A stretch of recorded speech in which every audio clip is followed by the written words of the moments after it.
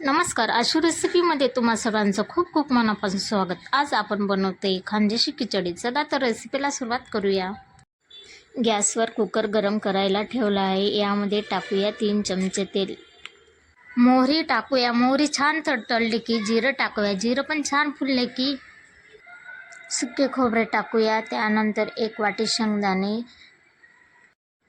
त्यानंतर कढीपत्ता छान तडतडला की त्यानंतर कांदे ॲड करूया. कांदे लालसर होईपर्यंत परतायचे आहेत. त्यानंतर तेजपत्ता टाकूया.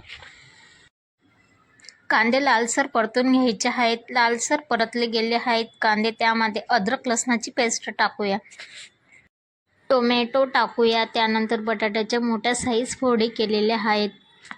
सगळे साहित्य व्यवस्थित परतून घ्यायचं आहे. त्यानंतर आपण याच्यामध्ये मसाले ॲड करूया. हिंग टाकूया. 1 चम्मच लाल तिखट, 1 चम्मच खानदेशी मसाला, हळद टाकूया.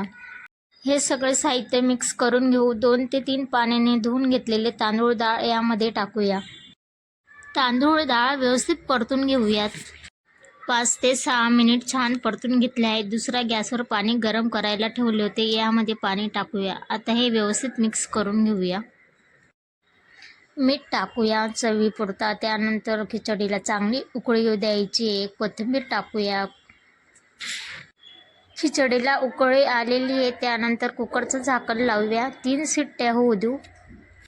3 शिट्ट्या झालेत. खिचडी झाली का बघूया. वाव, किती छान खिचडी झाली आहे.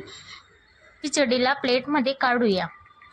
वाव, गरमागरम सर्व करूया. रेसिपी आवडली तर लाईक करा, शेअर करा, सबस्क्राईब करा. पुन्हा भेटूया अशा एका नवीन रेसिपी सोबत. तोपर्यंत मस्त राहा, मस्त खा.